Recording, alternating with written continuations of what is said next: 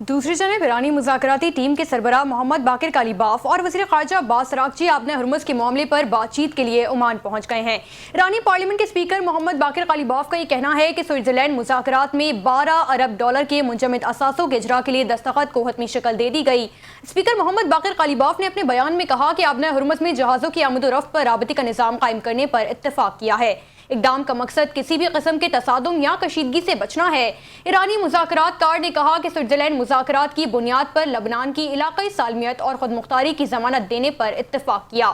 ترجمان ایرانی وزارت خارجہ اسماعیل بقائی کا کہنا ہے کہ ایران اپنے طریقہ کار کے مطابق بین الاقوامی جوہری توانائی ایجنسی IAEA سے تعاون جاری رکھے گا۔ فیصلے مشاورتی اسمبلی اور سپریم نیشنل سیکیورٹی کونسل کے مطابق کیے جائیں گے۔